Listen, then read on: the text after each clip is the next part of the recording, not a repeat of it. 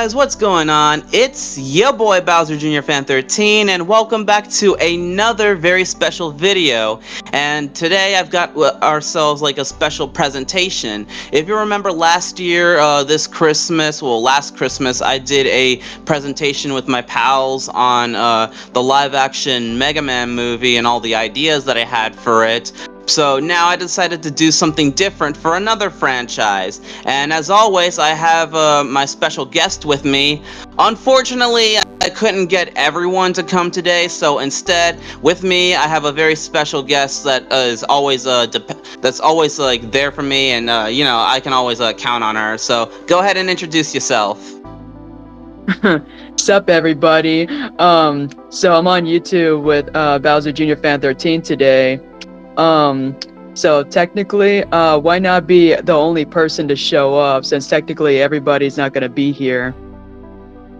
Yeah, so but yeah, who you're knows? very welcome, dude. Yeah, but who knows? Maybe somebody might pop up in the chat randomly, but that's neither here or there. Okay, so Larva, I got a very important question to ask you. What's up? Do you know what month we're in? Is it Pride Month today? Pride Month? Well, I mean, well, yeah, it is Pride Month, but I mean, like, what month specifically? June. Uh-huh, and you know what season we're in? This summertime. Yep, and we all know exactly what that means. I mean, it does mean we have to put up with this crazy hot weather that's basically driving us insane. But that's not the bad part about the whole. I mean, yeah, it's pretty bad, but there's a lot of good stuff about summer. I mean, school's out, we get to spend time with our family and friends and our loved ones. We get to go outside and breathe the fresh air, lay into some nice green grass. Right. Playing some cool sports and activities with everyone, maybe go camping and roasting s'mores, or chowing down on ice cream while drinking soda, water, or whatever fruit juices everybody's into. We can go to the pool and go swimming, or go to the beach and go swimming, surfing, let's see, jet skiing, collecting seashells and building sandcastles, or we can get a suntan. Doesn't that all sound relaxing, Larva? It does. Uh-huh. Well, guess what, ladies and gentlemen? I'm here to tell you that we will not be engaging in any of that stuff today because it's Sonic's birthday, baby! Let's go! Yeah, Sonic! Yeah! Happy early birthday!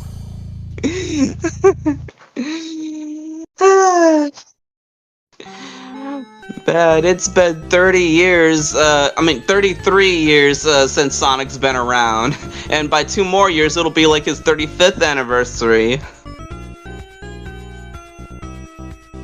Amazing.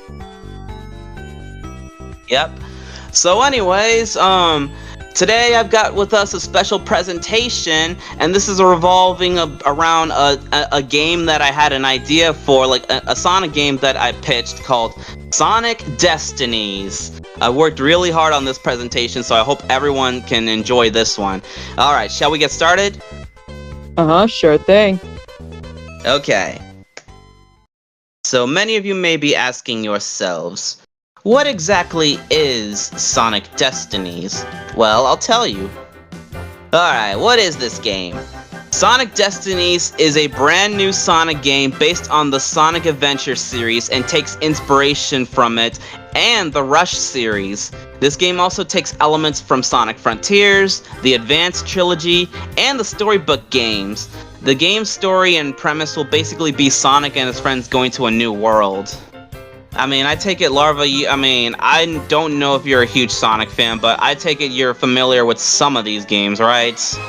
I'm very familiar with those, yes. Actually, Yeah. Let me see. I thought I have Sonic and the Black Knight one time, actually. Oh yeah, that's a really, really good game. It's somewhere around here, but I can't find it. Yeah, I mean, I never got to play Sonic and the Black Knight, but I wish I had a Wii and I could play it because it looks so freaking fun. Yeah. Okay, so let's talk about the graphics. Alright, so here's my idea for how the graphics of the game will be. The game's graphics will be a 3D game with 2D cel-shaded models set with a modern cartoony anime style similar to Guilty Gear Xrd and Dragon Ball FighterZ. I mean, Larva, you could see the images on screen. Like, if you take a close look, they look like they're hand-drawn images, but if you pay attention to the lighting and the textures, you could tell it's a 3D model, right? Yes. I went with this kind of crazy idea because, I mean, I know Sonic games have always looked good, and they've always had one of the best graphics ever, but I thought, why not take Sonic to a more cartoony, aesthetic-like design, since, I mean, that was, like, the whole premise of, like, the Sonic world is all cartoony and stuff, so I thought, why not do that by having the graphics embrace that type of style. Okay, so let's see what's next. What console would this game be on? I mean, yeah, it's pretty obvious. I mean, it's going to be set on all modern consoles as displayed here. True. Alright, so let's talk about gameplay. So the main game is split into 3 different story campaigns surrounding 3 groups of 4 characters. There will be a world map to scroll through for you to choose the levels, similar to Sonic Unleashed and Sonic Forces. The game also has 4 different gameplay styles for each character in the campaigns, like how Sonic Adventure 2 has different gameplay styles for each character. But yeah, it's similar to that, and let me go ahead and discuss what type of gameplay styles there are. Alright, first up is the speed characters. Speed characters are very easy to understand if you've ever played a Sonic game. Speed characters gameplay revolves around the player boosting with high speeds through enemies and obstacles while collecting rings to survive. It has a much similar gameplay style to Sonic Rush and Sonic Frontiers. The main overall objective is to make it to the end of the goal, as usual. And heads up, this may be looking like a 3D game, but like the gameplay itself is actually in a 2D plane, right? So you're not like moving around like you're not like literally moving around a big open field. Like the game is like set in a 2D environment, like you're moving back and forth, like how most 2D Sonic games are. Like, you get the point, right, Larva? Yeah, I think so. Yeah. I think it's the perspective. Yeah, that's what I was talking about. And then we got the combat characters. Combat characters are similar to speed characters where they have to make it to the end of the goal. However, they're more focused on fighting against the enemies. Now, you don't have to defeat every single enemy that's on screen, but you will have to get past them in order to make it to the end of the goal. You don't have to fight every single enemy in the level, just the ones that you come across. These characters have a lot of combat abilities to lay the smackdown on the opponents. These characters can also hold on to items they collect and use them later when needed thanks to a certain character. Yeah, so a certain character is going to help these characters hold on to items that you collect and you can use them later, which is very helpful.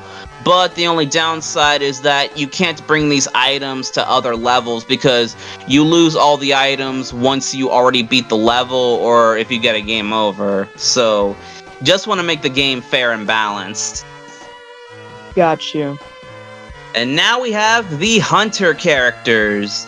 The Hunter characters are more focused on collecting pieces of a certain story-related item to have it restored. I mean, if you played Sonic Adventure 2 or Sonic Adventure 1 and you know Knuckles and Rouge's gameplay mechanics where they hunt for treasure and stuff, it's very similar to that. They have to find 3 pieces of the treasure in order to beat the level. They can easily find the pieces with the in-game radar, which makes its return. The radar functions a lot like it did in Sonic Adventure 1. So it's not like Sonic Adventure 2 where the radar will not go off if you see a certain piece. It'll only go off when it wants you to collect a certain piece. But in Sonic Adventure 1, that's not the case. No matter where you are, no matter what pieces you find, the radar will always go off and it'll always be easy to find the pieces.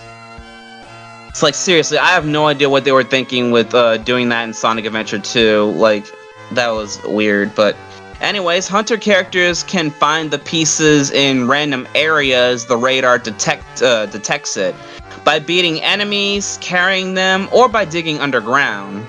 And now we have the last final gameplay of the gameplay characters for the game, the rescue characters. The rescue characters play a lot like the hunter and combat characters, but their gameplay is completely different. Their objective is to break all the 5 capsules holding the orphan children, or Chow, inside. And unlike the hunter levels, there's no radar, and the capsules always stay in the same area every time the player wants to replay the level.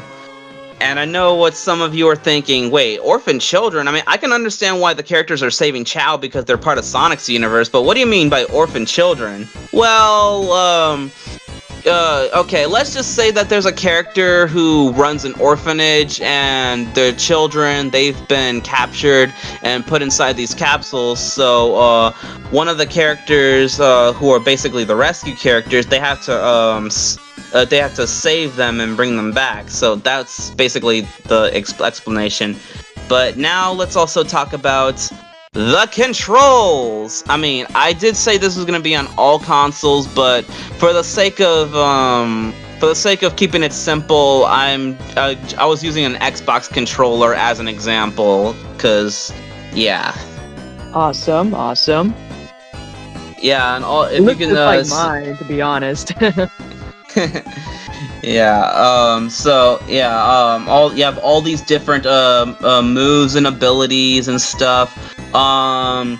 If you pay attention to where the parentheses say S, C, H, and R, it means it's for those specific characters.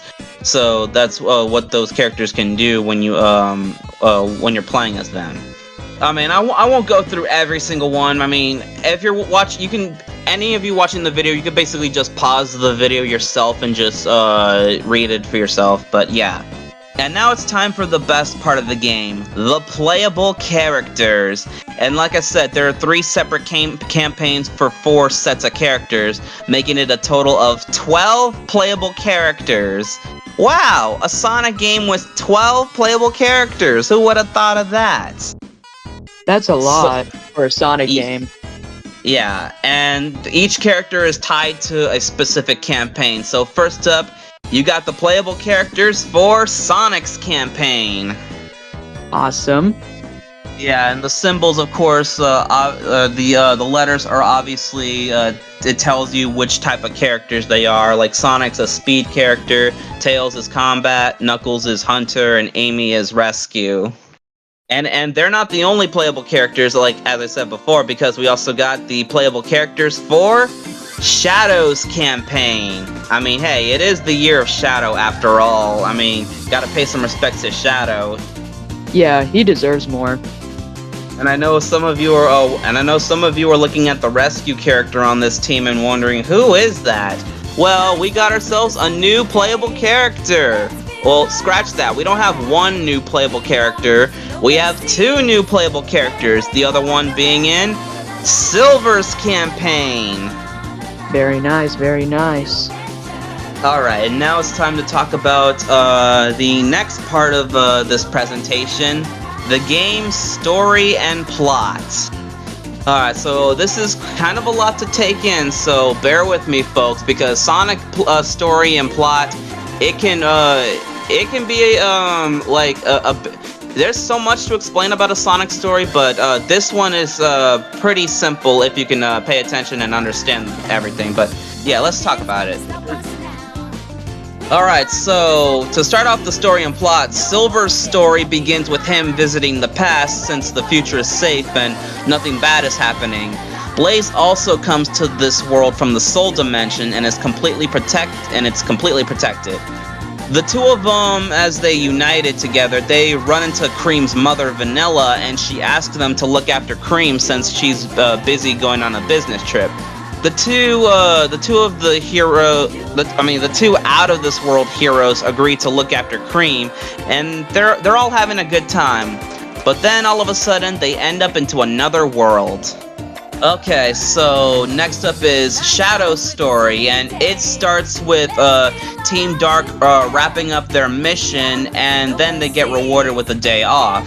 Rouge decides to take Shadow and Omega to go shopping with her to carry her things.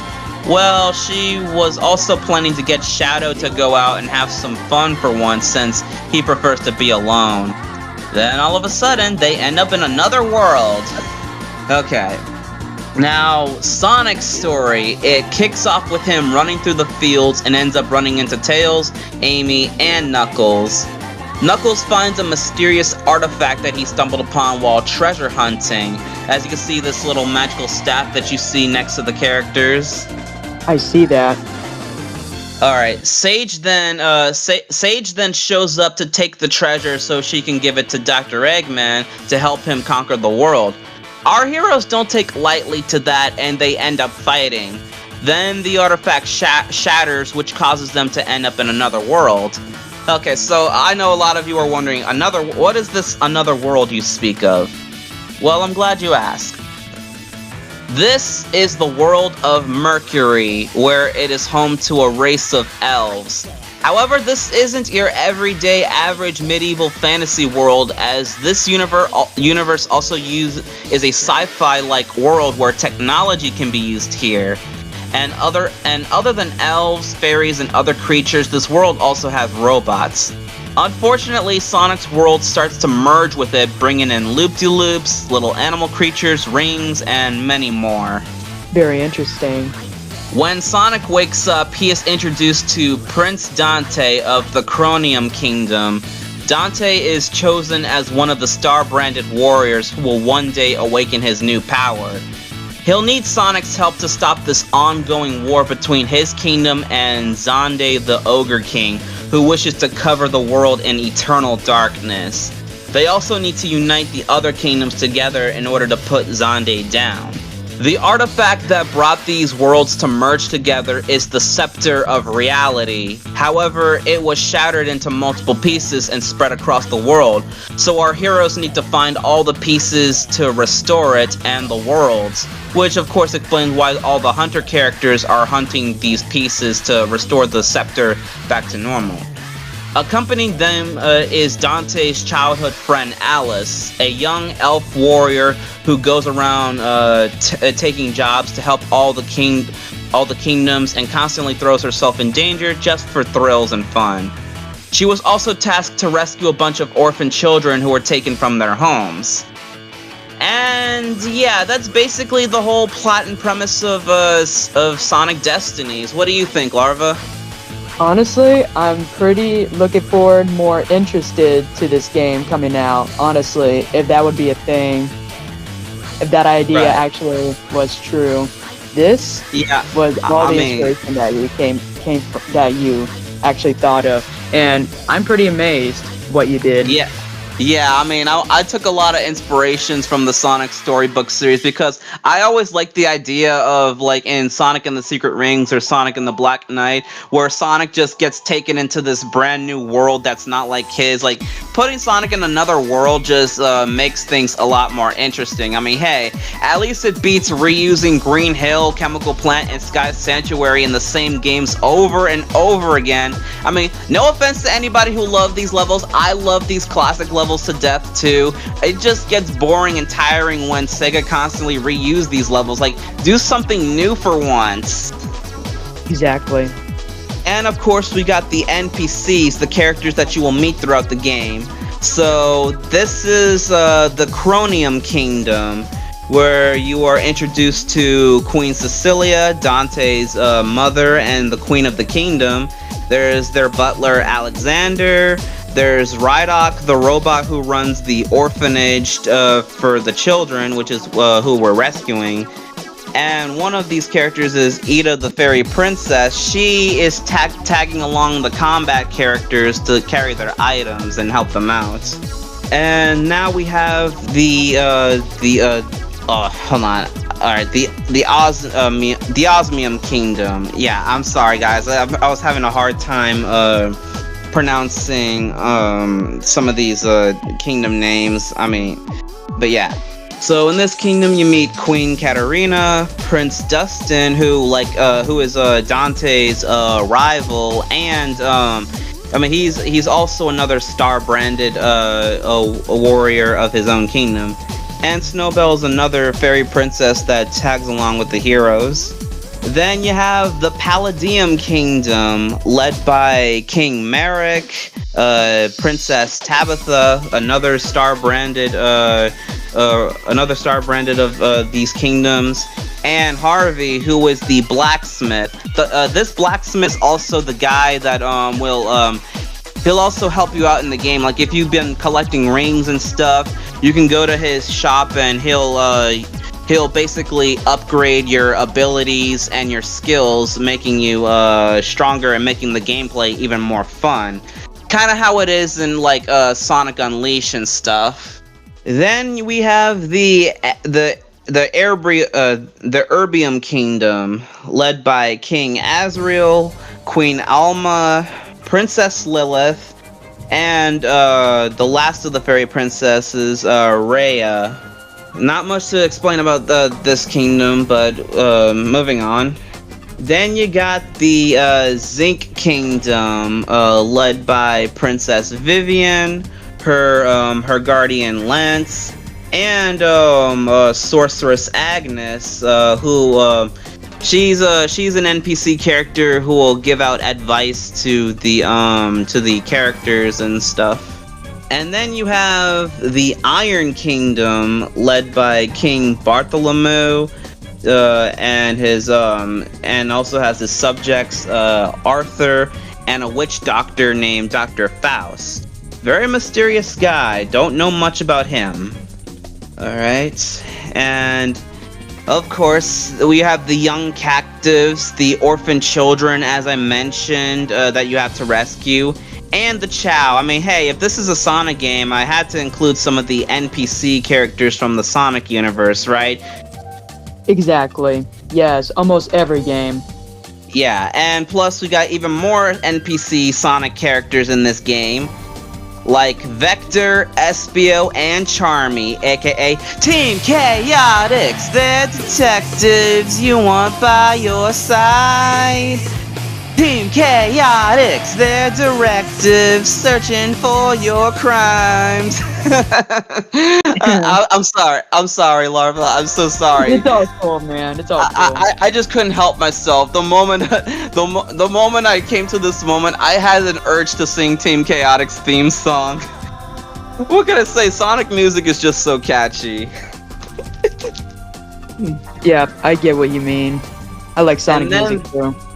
Yeah, and then there's Big the Cat. I mean, he doesn't play a big role in this.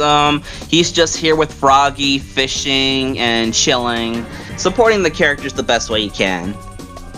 And look here, everyone! It's everyone's favorite character from Sonic Adventure 2. You know, that one guy that likes to give useless advice to the player. Wink, wink. Did you know the doctor's mustache is fake?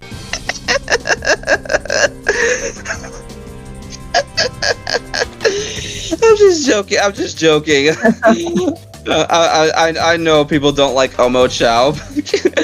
I was just joking around with that, but yeah, Omo Chow, he's gonna be giving out advice to the player. Now, don't worry, he doesn't do this throughout the whole entire level. I mean, when you start up the game, you have the option to have him as your tutorial man to explain everything in the levels, or you have the option to turn him off for the whole game so you don't have to deal with him.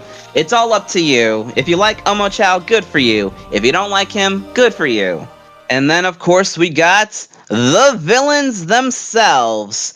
As I mentioned before, we got Xande, the Ogre King, the main antagonist of the game, along with his right-hand man, Absalon.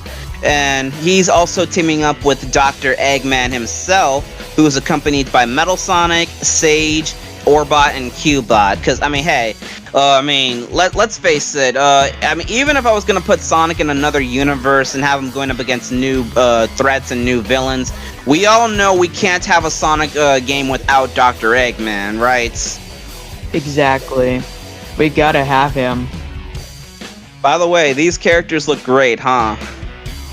They do, yes. Wait, why is Metal Sonic dressed as a Grim Reaper? What do you mean? I don't know what you're talking about. He looks completely normal. What are you talking about? I mean, he's in his costume like it's not even Halloween. I was hoping you wouldn't notice that, but I guess now I have to explain myself. I have to actually explain. Okay. So when I was trying to look up images for all the characters and look up the PNG images to put on the presentation, I was trying to look one for Metal Sonic in the same artwork as all the other characters, but I had no luck finding it. But then I stumbled across this Halloween artwork of Metal Sonic, which looks so freaking cool. I mean, one thing everybody needs to know about me, I have an obsession with Grim Reaper type of characters, and I think Grim Reapers are cool. So I was like, alright, screw it. I might as well write some excuse for Metal Sonic to wear this costume. And my excuse is that, you see, Metal Sonic wore this costume in a Halloween party that Dr. Eggman was invited to, and he loved the costume. In fact, he got a little too attached to the costume to where Dr. Eggman, when he told him to take it off, he refused, and it ended up rewriting his program to where he thinks he's a Grim Reaper named Grim Metal Sonic, and now he has an obsession with taking Sonic's soul in order to believe that he's the real Sonic.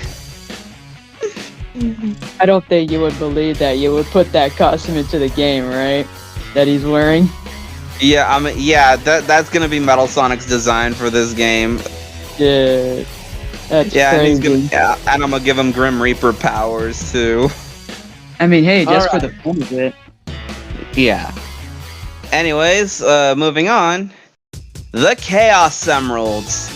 The Chaos Emeralds are back, and they are being used for the final battle of the story. In order to get the emeralds, they are located in the special stages, which you unlock by just playing the game. In these special stages, you have to collect a certain amount of rings before time runs out.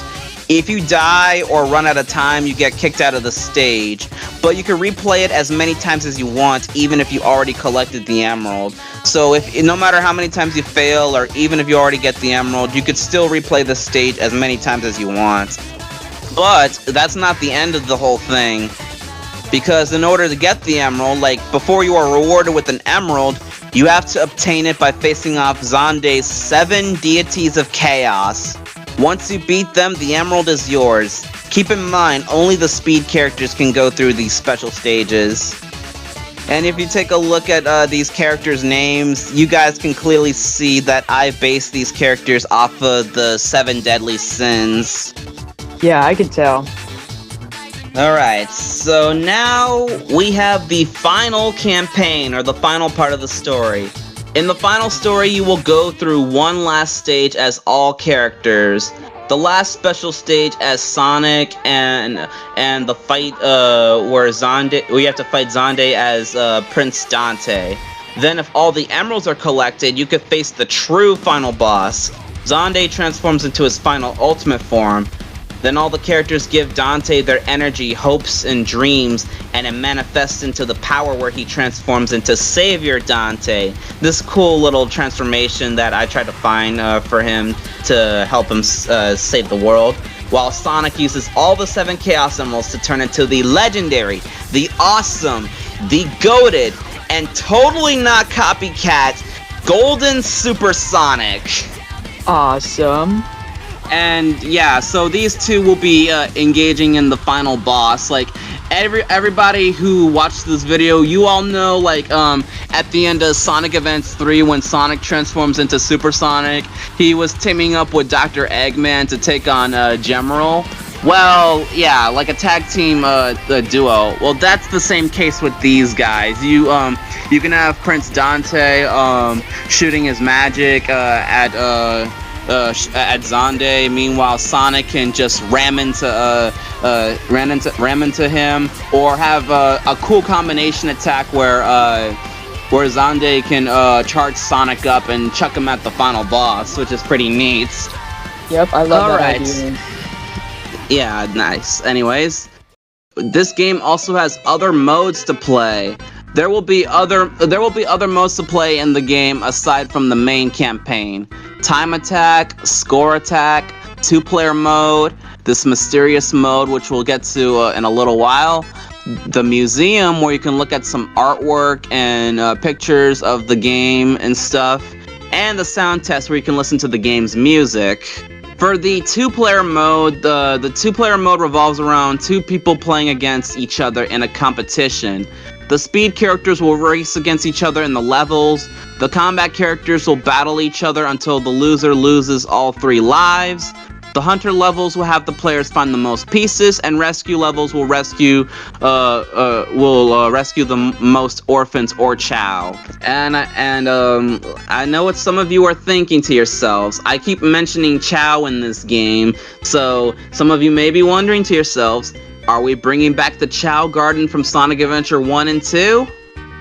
No, we're not bringing back the Chow Garden from Sonic Adventure 2. What do you think I am, Nintendo? We don't acknowledge fun in this house. I would just come up to you and be like, did I just catch you having fun? And smack the brakes off you. Oh my god. I'm just joking. Yes, we are including the Chow Garden in this game. Yeah, Nice. the Chow Garden from Sonic Adventure 2 will be returning once again. You can take care of your own Chow, raise them, pet them, and play games with them. The Chow can also evolve into different types of Chow with some new breeds of Chow. And yeah, so there are all different sorts of Chow that you can raise. There's the neutral Chow, the hero Chow, and the dark Chow returning from the old games, as well as some of the new breeds such as music Chow, nature Chow, cosmic Chow, and the rare golden Chow. Amazing. And there are tons of fun mini games to play in the Chow Garden. The Chow Racing and Chow Karate mini games from Sonic Adventure 2 once again makes their epic return. But we now have the new Chow Scavenger Hunt, where Chows try to find the most items like Easter eggs and many more. Yeah, I couldn't find a fan art or some example to show what I'm talking about, so I had to use this this official Sega artwork of Sonic with the Chows and the Easter eggs and stuff to show everyone what I was talking about. Yeah. And also, on top of that, you can also dress up your Chow in a lot of cute outfits to make them look pretty cute or cool. You can also play another mini game called Chaos Diner. Yes, there's a mini game called Chaos Diner. Well, this was actually based off of a piece of artwork that I found on the Sonic Wiki, and basically, it's where this diner is a pizza restaurant being run by Chaos and Tikal from Sonic Adventure 1. So yeah, so you can make pizza for boosting EXP your Chow, and yeah, that's pretty much it. Can you make a pizza so good that can make even Shadow smile? But that sounds like a fun, neat idea, doesn't it? It does.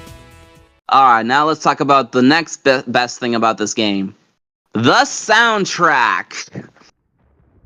Alright, so a lot of Sonic games tend to have a lot of great artists writing their songs, so I thought of doing something real crazy. Why not, instead of hiring 1 or 2 music artists to write the songs for the game, I'm gonna hire a handful of music artists from all different varieties to make the game feel so cool. So, for example, we got Crush 40. These guys have been writing Sonic music since Sonic Adventure 1 in 1998. They will of course be in charge of writing the game's main theme song, as well as writing the music for the levels for Sonic, Tails, and Shadow. Sounds about right. And then you have Cash Cash. These guys have been recently writing they've been writing music for Sonic games for quite a while, as well as remixing songs from Sonic Generations. They will be in charge of the special stage theme song, as well as making level music for Silver, Blaze, and Omega.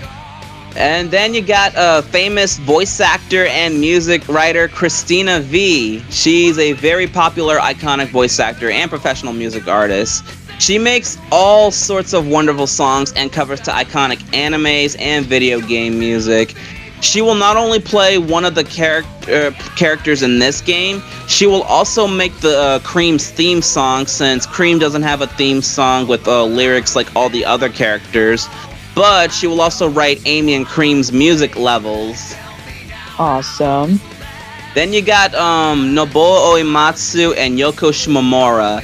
These two are very iconic for making songs for two popular RPG franchises that you're probably familiar with. They will work on music for the cutscenes, menus, and the themes. They'll also be working on the theme songs and level themes for Dante and Alice. I bet Poker would be very excited if you were to see this. Yeah, he would.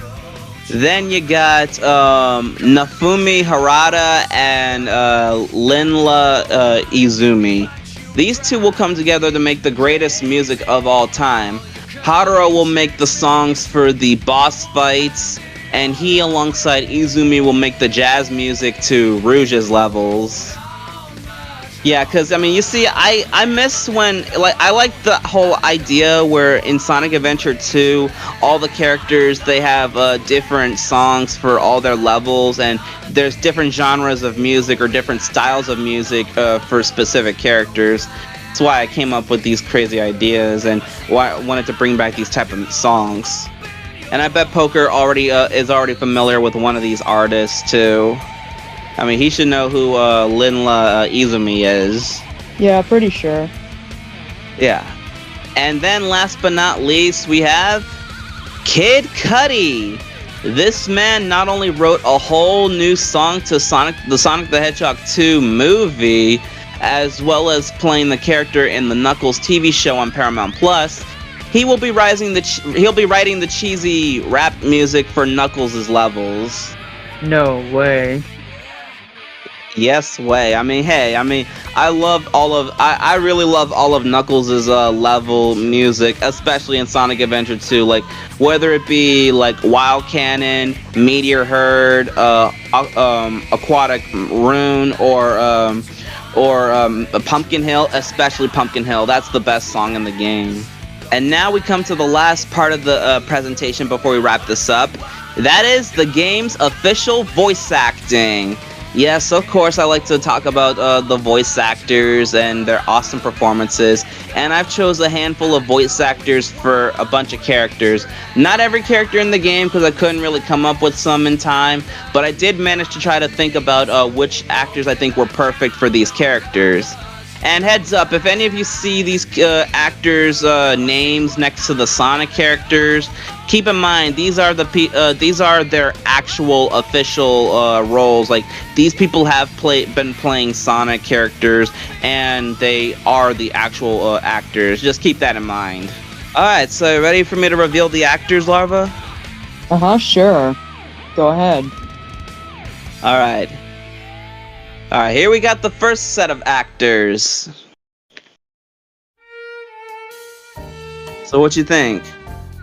Yeah, actually they're not bad. I'm pretty sure I'm pretty familiar with Sonic's actor, unless he's probably a new actor for him, but he's been voicing Sonic since 2010. Yeah, I could tell. Yep, and now we got the second set of actors. Pretty impressive, huh? Yes, pretty impressed. Alright, and now here are the third set of actors. Man, I wish that... Let's go. Yeah. I wish some of the guys were here, because they would have had some crazy reactions to some of these choices. Yeah, for real. Bryce Pickenbrook, let's go. I love him. Yeah, he's a goat. Anyways, here are the next set of actors. Alright, and now we come to the next actors. I'm pretty sure. All right. So I'm just gonna point this out. If Zane was here, I know that these three actors, he would probably understand the reference or see where I was going with them. But yeah. So now here are the next set of actors right here. Very nice. Okay, next ones. Awesome. Yo, Damon, if you're watching this, you pretty much might know who one of these actors are if you remember one of the shows we watched. Wink, wink. Yeah, I'm pretty sure he's very familiar with Bryce that I just mentioned. All right, and now for the next ones. Nice, Abby and Johnny. Nice. And we're almost done with the voice casting because we got one more set of voice actors that I'm going to reveal, and that is, of course, these guys. Not bad, actually. Yeah, I can hear some of the fanboys preaching. I mean, hey, Mike Pollock. I mean, I just want to point out, like, I love all of Eggman's other actors, like Dean, whatever his name is, from the Sonic Adventure games. I love Jim Carrey's performances as the character. I love Jim Cummings as the original Dr. Robotnik in Sonic SatAM. But let's face it, out of all the Eggman voice actors, nobody does this character's performance justice better than Mike Pollock himself. Right. Also, little fun fact. So I was looking at Ryan Bartley's profile pic on IMDb, and apparently I found out that like when I was looking at her profile pic, she was wearing a Sonic T-shirt, and she even had a Sonic plushie that she was holding. I was like, oh snap! I didn't know she was a Sonic fan. I guess that's probably why. I guess that's probably why she got chosen to play Sage in Sonic Frontiers. But yeah. Okay, so in conclusion, Sonic Destinies is a game that is sure to bring Sonic fans and gamers together, engage on a brand new world, and take in the beauty and wonders that it has to offer. Not sure how many copies it would make, but I hope it does well enough for just about anyone who enjoys the Adventure series, the Rush series, the Advanced Trilogy, and the Storybook games. And now we are at the end. Okay, awesome. Hey, honestly, that idea would totally, get some more reviews, and honestly, it should really, blow up to where everybody can, be more further interested in it. I would be too. Hopefully, come out. Yeah, hopefully it will bring in a lot of new Sonic fans to the franchise. But yeah, that's all we have for today, everybody. Thank you all so much for watching, and Larva, thank you so much for joining me today. It's been a pleasure having you. You're welcome. So, as always, guys, if you liked this video and you enjoyed this stuff, then leave a like, comment on how cool this video is, share this video with others, and don't forget to subscribe to the channel. And I'll see you all in the next video. Peace out, everyone.